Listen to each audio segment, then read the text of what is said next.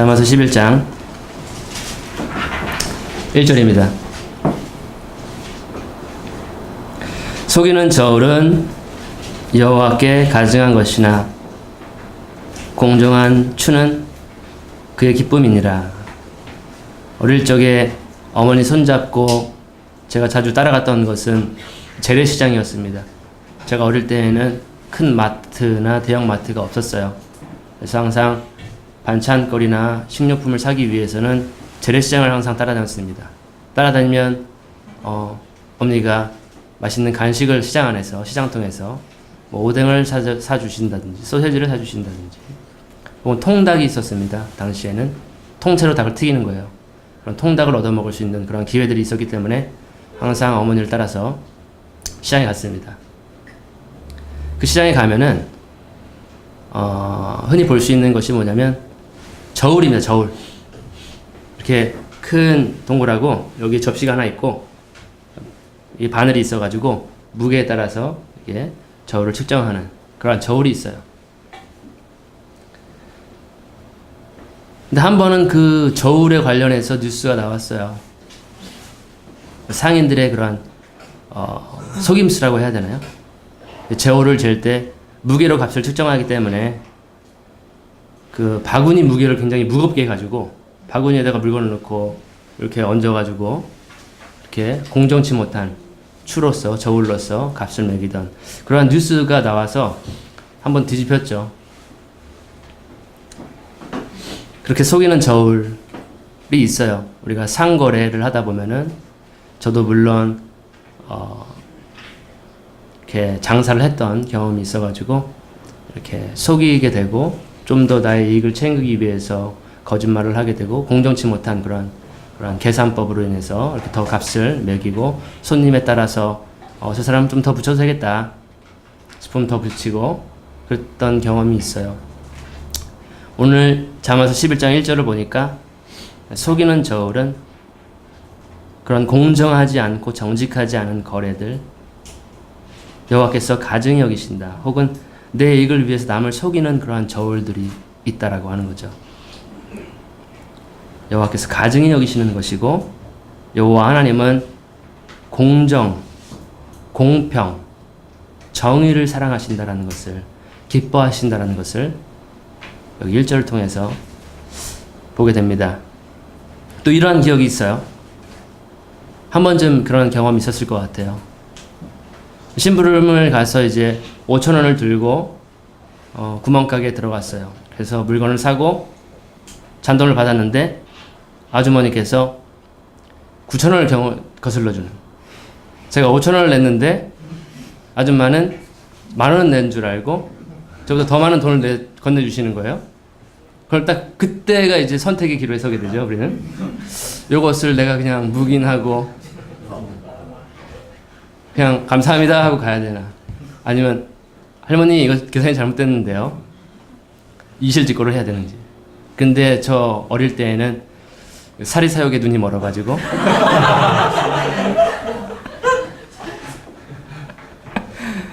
정말 철이 없었죠. 감사합니다 하고 집으로 가서 그 나머지 돈을 제가 챙겨서 제가 용돈을 쓰는 그러한 추억 아닌 추억이 있네요. 하나님께서는 사실 그 순간에 얼마나 저를 지켜봤을까요? 모세야, 네가 어떻게 할 거냐. 정말 이게 쉽지 않은 결정이거든요. 그냥 갈까 아니면. 근데 요번에 오키나와를 가면서 그러한 경험이 또 있었어요. 예. 두 노 부부가 이제 장사를 하셨어요. 커피도 팔고 토스트도 팔고 일본 분이신데 목사님께서 이제 야 뭐 좀 사와라 해서 돈을 주셨어요. 그래서 냈는데 그 할머니께서 더 많은 돈을 저에게 주신 거예요. 그래서 외국이니까 그냥 무시하고 그냥 또 챙겨야 될까? 목사님 이걸 어떻게 해야 될까요? 그랬더니 야 내가 그렇게 많은 돈을 안 줬는데 너 이렇게 돈을 더 받아왔냐? 그래서 돌려드려라. 돌려드렸더니 그 주인 아저씨께서 이제 그 할머니를 면박을 주시더라고요. 감히 어떻게 그렇게 계산을 못했냐고, 더 주냐고. 그래서 마음이 아팠는데 그래도 결과적으로는 그분들의 이익에 장사에 손해가 없었던 그런 경험이 최근에도 있어가지고 이 구조를 봤을 때 생각이 났습니다. 하나님께서는 그 속이는 저울을 싫어하신다는 거, 공정한 거, 공정한 값으로, 정값으로 이렇게 거래하시고 이익을 남기는 걸 좋아하시고, 이웃 그 사람들을 속이는 저울로 내 부당이득을 채우는 것을 하나님께서는 싫어하신다. 하나님께서 다 보고 계시죠. 그런 부분들을 볼 수가 있고요. 2절에 보시면 교만이 오면 수치도 오지만 지혜는 겸손한 자와 더불어 있다. 저 개인적인 생각이 될 수도 있을 것 같아요. 교만이 오면 수치가 온다. 저에게 있어서 이 교만이라고 하는 것은 굉장히 치명적인, 너무나도 간교한, 제가 교만하지 않아야지 말아야지, 성경은 교만을 정말 금하고 있지, 경계에 경계를 주고 있는데 너무나도 쉽게 저는 교만해지는 것을 항상 발견을 했어요. 그래서 주위 분들이 너 교만하다, 네가 어떻게 그렇게 할 수 있냐. 저 자신도 그래서 이 교만을 다루는 것이 너무나도 어렵고 그런 연약한 그런 아킬레스건이라고 해야 되나요? 그런 것이 있어요. 너무나도 습관적으로 너무나도 쉽게 교만해지는 저를 발견했기 때문에 그렇습니다. 그래서 저에게 있어서 교만이라고 하는 것은 항상 경계해야 되는 것, 항상 방심할 수 없이 이렇게 주의해야 되는 부분이 아닐까 생각이 되는데, 교만을 따라오는 것이 수치라고 지금 2절에서 이야기를 하고 있습니다. 근데 질문을 한번 드려볼게요. 교만이 무엇을 따라서 틈타서 오는지 혹시 여러분들 아시는지요? 교만이 틈타서 타고 오는 것이 있습니다. 나도 모르게 교만이 틈타서 오는 것이 뭐냐면, 첫째로 교만은 지식을 타서 옵니다. 내가 지식이 있고, 내가 아는 것이 많고, 내가 배운 것이 많고, 내가 공부한 것이 많고, 내가 경험한 것이 많으면 그때는 교만이 그것을 지식을 틈타서 항상 오게 되어 있어요. 근데 흥미로운 것은 성경 지식도 마찬가지인 것 같아요. 하나님을 아는 지식도 내가 더 많이 알고 있다. 저 사람보다 내가 더 많이 성경을 공부했다. 설교를 더 많이 들었다. 라고 했을 때에도 그 성경 지식, 좋은 지식임에도 불구하고 그 지식을 타고 또 교만이 들어오게 되더라고요. 그래서 나 자신을 이러한 위치로 앉히고, 다른 사람들은 이러한 부분 알지 못하는, 이러한 지식들을 알지 못하는 사람들은 내 밑으로 낮추는 그러한 행동들까지도 하게 되는. 그래서 교만은 항상 조심해야 되는. 왜냐하면 성경은 말하기를 주께서는 교만한 자를 거절하신다라고. 그 다음에 겸손한 자를 주께서는 높이 쓰신다. 그래서 주의 때가 찰 때까지 주님 앞에서 하나님 앞에 겸손하라. 그래서 그 지식, 하나님을 아는 지식 또한 우리 머리 지식으로만 있을 때에는 그렇게 그러한 일들을 할 수 있다라는 거. 그래서 지식은 머리에 쌓는 것이 아니라 우리 흔히 말하기를 지식은 마음에다 쌓아야 된다. 그래서 벼는 익으면 더 겸손해진다. 고개를 숙인다. 그런 부분까지 볼 수가 있겠고요. 두 번째로 교만은 어떨 때 찾아오는가? 능력이 있을 때 찾아옵니다. 능력이 있을 때. 예쁠 때 찾아오죠. 내가 예쁘기 때문에 너보다 더 나아 라고 하는 거. 내가 너보다 재물이 더 많이 있어. 재력이 있을 때, 능력이 있을 때 교만이 찾아오고요. 내 실력과 내 모든 것들이, 은사들이나 모든 것들이 너보다 더 내가 뛰어나, 우월해 라고 했을 때 교만이 또 찾아올 수가 있습니다. 최근에 뉴스에 많이 등장하고 있는 모아 항공사에 대한 이야기도 내가 너보다 재력이 더 많고, 내가 너보다 더 뛰어나고, 내가 너보다 더 아름답고, 뭐 이러한 것들 통해서 지금 뉴스에 나오고 있는데, 그래서 그 교만의 그 뿌리를 둔 사람들은 갑질 논란이라고 하는, 갑질이라고 하는, 모든 내 주변의 부하 직원이나 모든 것들을 그냥 다 안하무인하는, 욕설을 퍼붓는, 인간 이하의 발언들을 하게 되는, 무시하는 그러한 것들을 하게 되는 걸 볼 수가 있습니다. 결국에는 그 교만을 가지고 있던 사람들은 수치를 경험하게 되죠. 수치뿐만이 아니라 사회적 비난을 받게 되죠. 그다음에 재정적으로나 경제적으로도 타격을 받는.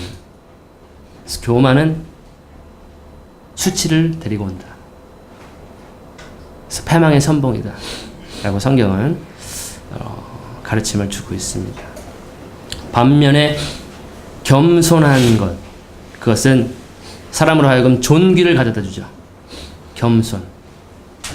지혜로운 자의 덕목이 되겠죠. 겸손. 내가 능력이 있건, 내가 경험과 지식이 있건, 내가 더 능력이 뛰어나건 상관없이 항상 겸손한 자세로, 섬김의 자세로, 낮아짐의 자세로 하는 것이 지혜자의 덕목이 되겠죠. 우리가 예수님이 그러한 성품을 가졌죠. 예수님은 모든 것이 다 예수님 거예요. 이 세상의 생존 세계에 있는 모든 것은 다 예수님의 소유예요. 사실은 그분께서 다 만드신 거죠. 지으신 거죠. 그리고 지으실 때 모르고 지은 것이 하나도 없겠죠. 우리의 오장육부와 모든 구조를 더 잘 아시겠죠. 우리보다. 예수님은 모든 것을 다 알고 계시죠. 지금 이 자리에 이루어지고 있는 일뿐만이 아니라 필리핀에서 어떤 일이 있는지도 다 알고 계시죠.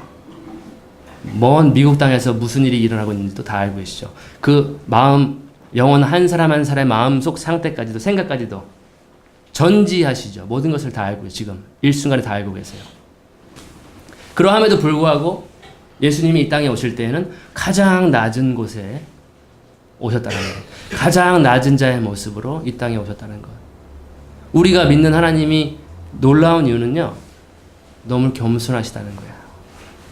하나님 자체가. 그래서 예수님을 흔히 우리가 형용하기를 겸손의 왕이다라고 표현을 하죠. 겸손해서 나귀를 타는, 그 나귀를 타고 예루살렘 성으로 입성하시는 다윗의 자손의 모습으로 이 땅에 오셨다는 거죠. 그래서 겸손이라고 하는 것은 존귀를 가져다 준다. 우리가 예수님의 사람이라고 한다면 그러한 겸손한 마음으로, 낮아지는 마음으로, 섬기는 마음으로 이웃관계에서 우리가 행할 때 하나님께서는 우리를 높여주시죠.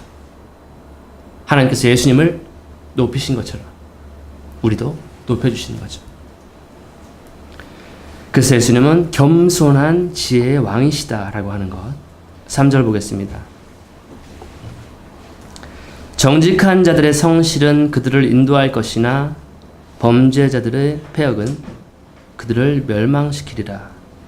정직함, 성실함, 이런 모든 것들, 정직함, 정직한 것, 속이지 않는 것, 그 다음에 성실한 것, 뭐든지 신실한 것, 이것이 의인의 특징이라고 하는 것이죠. 그것은 그들의 성실은 그들을 인도하는데 순탄한 길, 생명길로 인도하게 되는 것이고, 그러한 정직한 사람, 성실한 사람은 순탄하게 이렇게 인도함을 받게 된다는 것. 가는 길이 순탄하다라는 것. 정직하고 성실한 사람의 길은. 근데 부정직한 사람, 남을 속이는 사람, 거짓말 잘하는 사람, 불성실한 사람, 맡은 것에 성실치 못한 사람, 그 사람들의 길에는 항상 어려움이 있는데요. 평탄한 인생을 걷지 못해요. 왜냐하면 하나님의 인도함을 받지 못하는 성품이기 때문에. 부정직, 불성실, 거짓말, 남을 속이는 것, 항상 문제가 꼬이게 되는 거예요. 하나님의 인도함을 받을 수 없는 성품이기 때문에. 4절입니다. 재물은 진노의 날에 유익하지 않으나 의는 죽음에서 구해내느니라. 우리 사는 시대에는 우리가 흔히 말하기를 물질 만능 시대에 살고 있다라고 이야기를 하고 있죠. 물질만 가지고 있으면, 재물만 가지고 있으면 내가 원하는 것은 뭐든지 다 이룰 수 있는 세계다라고 이야기를 흔히 하고 있습니다. 그만큼 재물은 힘이 있는 거죠. 파워가 있는 것이죠. 그래서 사람들이 너나 할 것 없이 재물을 많이 쌓기 위해서 수단과 방법을 가리지 않고 더 나은 것, 더 많이 벌 수 있는 것, 이런 것들을 추구하며 살아가고 있는데, 재물로 얻을 수 없는 것이 있습니다. 뭐 어떤 분들은 행복이다 이런 말 할 수도 있을 것 같은데 지금 여기 성경에서는 재물로 할 수 없는 것이 있어요. 사절에 나와 있습니다. 하나님의 진노와 죽음을 심판을 피할 수 없다라는 것이죠. 재물 가지고는. 재물로서 구원을 받을 수가 없다라는 것. 그러나 의인은 사절 말미죠. 죽음에서 구해낸다라고 하는 것. 그렇다고 볼 때 우리가 무엇을 더 구하기를 힘써야 될까? 재물일까? 아니면 의로움일까? 그래서 예수님은 이런 말씀을 하셨죠. 너희는 무엇을 먹을까? 무엇을 마실까? 무엇을 입을까? 염려하지 말아라. 이건 명령입니다. 예수님의. 우리는 무엇을 입을까? 무엇을 먹을까? 무엇을 마실까? 염려하면 안 돼요. 우리가 구하는 것은 먼저 그분의 나라와 그분의 의를 구하라. 그러면 우리가 필요한 모든 것들을 다 주실 것이다. 라고 하는 부분이죠. 성경은 의로움의 유익에 대해서 여러 부분 기록을 해놓고 있습니다. 의로움을 왜 내가 먼저 구해야 되지? 왜 의로운 삶을 내가 먼저 살아야 될까? 재물이 더 중요하지 않을까? 더 유용하지 않을까? 유익하지 않을까? 라고 흔히 생각할 수 있습니다. 근데 성경은 의로움을 먼저 구해라 라고 이야기를 하는데요. 그 유익에 대해서 제가 간단하게 조사를 해봤습니다. 첫 번째로 로마서 5장 1절 볼까요?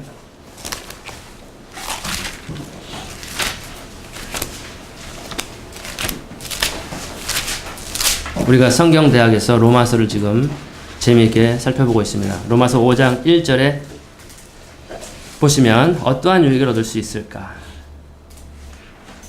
5장 1절 그러므로 우리가 믿음으로 의롭게 되었으니 우리 주 예수 그리스도를 통하여 하나님과 화평을 갖느니라. 의로움은 하나님과 화평을 가질 수 있는 것이다. 하나님과 평안을 가질 수 있는 관계가 바뀌었다라는 것이죠. 전에는 우리가 악한 자가 이끄는 대로 죄가 이끄는 대로 살았던 불의의 자식들이었다고 한다면 우리가 믿음으로 말미암아 의롭게 되어서 하나님과 화목한 관계를 가질 수 있다. 화평의 관계를 가질 수 있다. 그래서 하나님과 문제가 있는 분들, 아직 하나님과 관계가 없는 분들, 그분들이 먼저 해야 될 것은 예수 그리스도를 믿는 일이죠. 그 믿음을 통해서 하나님과 화목된 관계를 얻을 수가 있다. 그것이 첫 번째 의로움의 유익이 될 수 있습니다. 두 번째로는 로마서 5장 9절인데요. 같은 장 9절인데요.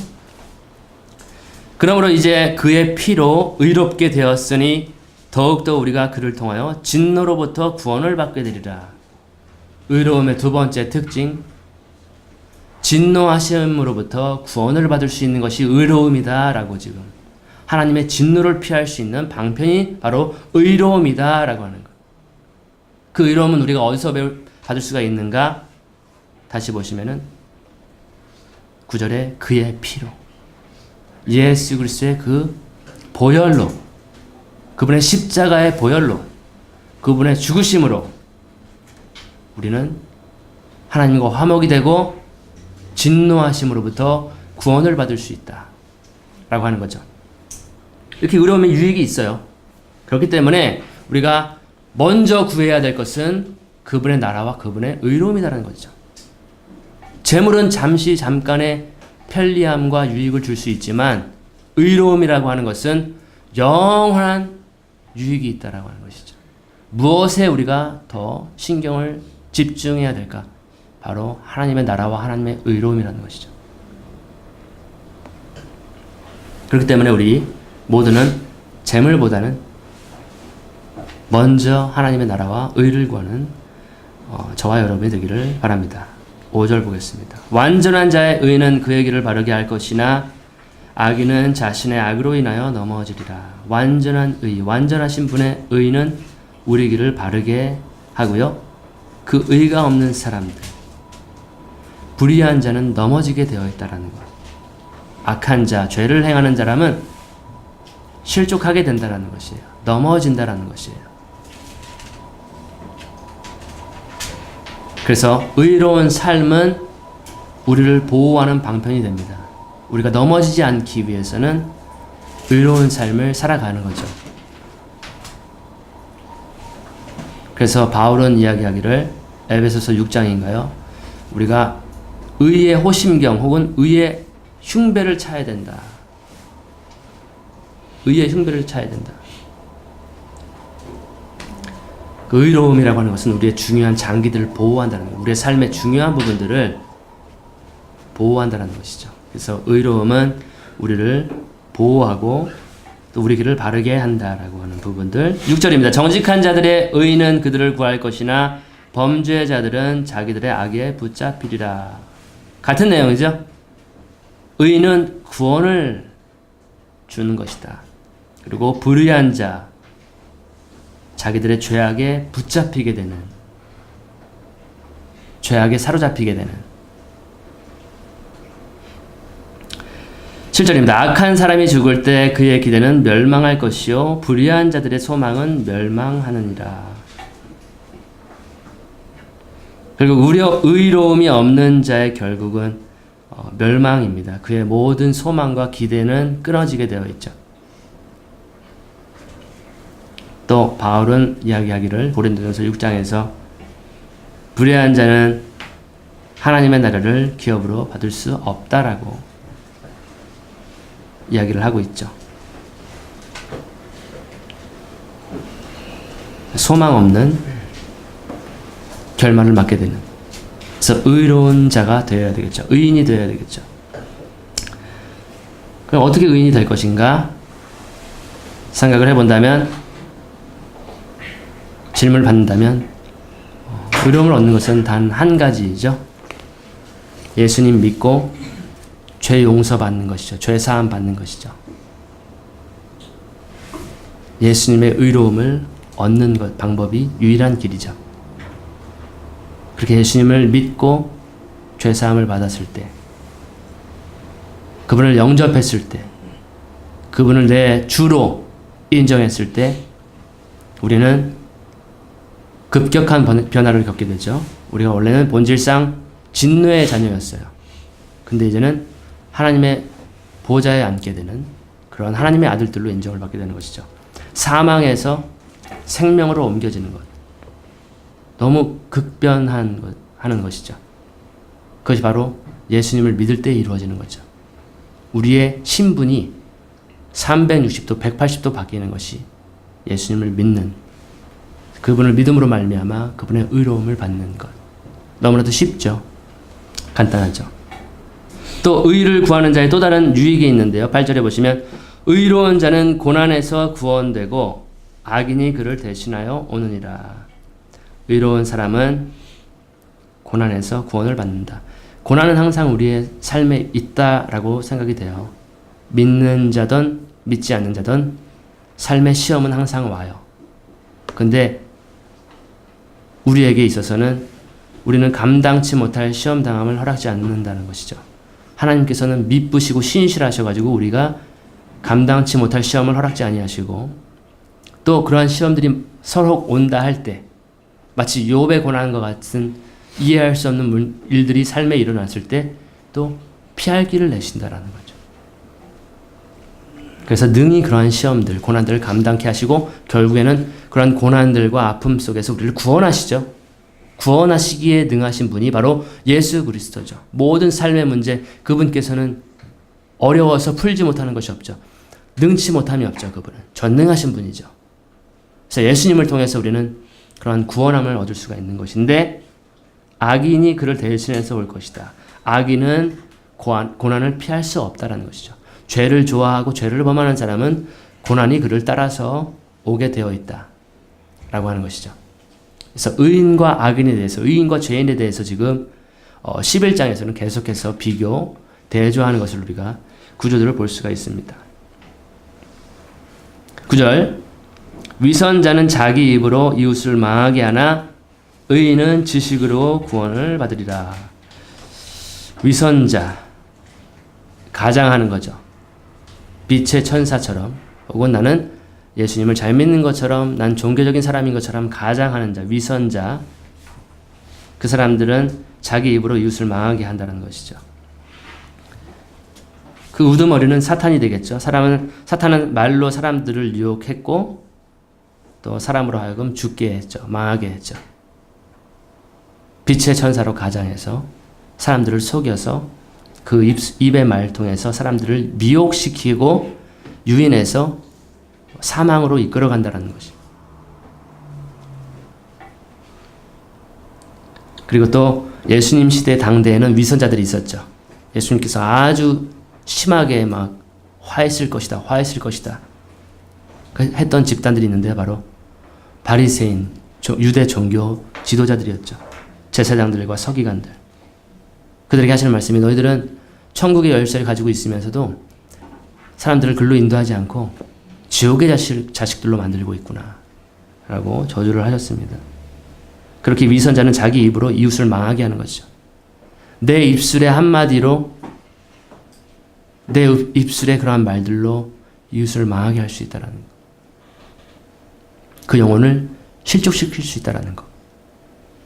그래서 우리는 입술을 참 조심을 해야 되는 부분이 있는데, 그러나 반대로 예수님은 그 입의 말씀으로 사람들을 살리셨죠. 죽어서 썩어 문드러져 있는 사람에게도 나오라 했을 때 죽은 송장이 일어나서 나오게 되는 그러한 말씀의 능력, 살아있는 생명의 말씀으로 사람들을 살리셨죠. 여기 지금 많이 주무시고 계시지만 말씀 한마디로 다 깨어나게 할 수 있는, 다 깼어 지금. 그런 생명의 살아있는 말씀을 가지고 있는 분이 예수님이었죠. 그분의 입의 말을 통해서 얼마나 마리아는 그 입의 말씀을 사모했는지, 그분 발 앞에서 그 입의 말 듣기 위해서, 말씀을 듣기 위해서. 그분의 입술에는 그렇게 생명의 지식이 있었죠. 하나님의 말씀이 그분의 입술에 항상 있었죠. 사람들을 살리는 그러한 말씀을 하셨다라는 것. 그래서 우리 입도 마찬가지로 사람들을 살리는데 사용되어야 되겠죠. 우리 입술과 혀는 사람들에게 상처 주고 비난하고 아프게 하고 찌르고 갈기갈기 찢는 그러한 말이 아니라 우리의 말은 항상 은혜를 끼치게, 항상 입술에는 사랑의 양념을 뿌려서, 요즘 이렇게 뿌리는 거 유행이죠? 사랑을 항상 이렇게 소금 이렇게 치는 거예요. 그래서 딱 그 사람의 입에서 나오는 입술의 말을 맛보았을 때, 아, 사랑이 넘치는구나. 사랑이 녹아있구나. 은혜가 녹아있구나. 진리가 녹아있구나. 근데 딱 봤는데 너무 쓴 거예요. 독이 있어. 그런 것은 우리 하면 안 되겠죠. 우리 입술은 그래서 그러한 구원의 지식을 항상 소유해야 된다. 사람을 살리는데 우리 혀가 사용되어야 된다. 10절입니다. 의로운 자가 잘되면 성읍이 즐거워하며 악인이 패망하면 외침이 있느니라. 이 구절을 읽으면 생각나는 장면은 바로 예수님께서 겸손해서 그 나귀를 타고 예루살렘으로 들어가시는 거죠. 그랬더니 사람들이 난리가 났죠. 호산나 호산나, 높은 곳에 막 외치면서 이런 말을 하죠. 마태복음 보시면 무리가 소리 높여 이르되 호산나 다윗의 자손이여 찬송하리로다, 주의 이름으로 오시는 이여 가장 높은 곳에서 호산나 하더라. 막 사람들이 막 종려나무 가지를 들고 막 환호가 막 성읍에, 그 예루살렘에 겸손하신 예수님이 들어가시니까, 그 성읍에 들어가시니까 막 사람들이 환호성을. 우리는 그 장면을 사실 성경으로만 보고 있지만 다시 예수님이 오실 때 이러한 장면은 또 다시 한번 주의 이름으로 오시는 이여 호산나. 호산나 뜻은 지금 구원하소서라는 거죠. 그분께서 지금 구원해 주십시오. 지금 주님의 일을 하십시오. 라고 외치는 거죠. 그러한 일들이 우리가 장차 보게 될 것이고요. 그때도 환호성이 터져 나올 것입니다. 그래서 의로운 자가 잘 되면 성읍이 막 즐거워하겠죠. 그리고 악인이 패망하면 외침이, 악인이 패망해도 막 소리 지르겠죠, 사람들이. 결국 예수 그리스도께서는 그러한 성읍들의 즐거움이 될 것이지만 적그리스도는 나중에 멸망을 받게 되는, 패망을 받게 되는 그러한 시점이 오게 될 것이라는 것까지도 우리가 생각할 수 있겠습니다. 오늘의 마지막 구절입니다. 11절. 성읍은 정직한 자의 축복으로 존귀하게 되고 악인의 입으로 무너지느니라. 악인들의 입으로 인해서 하나님의 성읍은, 예루살렘은 무너졌습니다. 예수께서 암탉이 그 병아리들을 품은 것처럼 그들에게 애쓰고 애썼지만 그들은 예수님을 거절했죠. 그래서 악한 자들의 입술을 통해서 예루살렘은 완전히 초토화되어 버리고 하나님의 성전도 다 무너져 그렇게 돼버렸죠. 그러나 다시 정직한 하나님, 예수 그리스도의 축복으로 성읍은, 하나님의 성읍은 지금 우리가 보는 그 예루살렘 지역에서 예수님이 다시 그 성읍을 건축하게 될 것이고요. 예수님은 그 성의 왕이 될 것이고 예루살렘은 전 온 지구의 수도가 될 것입니다. 우리는 그분과 함께 다시 다스리게 되는 그러한 영광스러운 날들을 고대할 수 있는 것이고 성경의 약속들이 바로 거기에 다 집중이 되어 있습니다. 그분께서 다시 오실 것이고요. 그래서 그분께서 축복하시겠죠. 그때 성읍은 다시 존귀하게 될 것이다. 지금은 예루살렘의 황금 사원인가요? 황금 돔 오브 더 락이라고 해가지고 반석 위에 어떤 그 이슬람 성전이 있거든요. 하나님의 이름이 점점 그 지역에서 수치스러움을 겪는, 근데 나중에는 없어지고 오직 그분께서 다스리게 되는, 그분의 축복으로 말미암아 다시 존귀함을 회복하는 그러한 영광스러운 나라가 회복되는 그러한 때가 있을 것이라는 것을 성경은 기록을 하고 있습니다. 오늘은 여기까지예요. 간단하게 이렇게 살펴봤습니다. 의인과 악인을 대조해서 이렇게 잠언 기자 솔로몬은 우리에게 의인은 이렇고 악인은 저렇다 라고 하는 그러한 부분들을 전달했습니다. 기도로 마치겠습니다.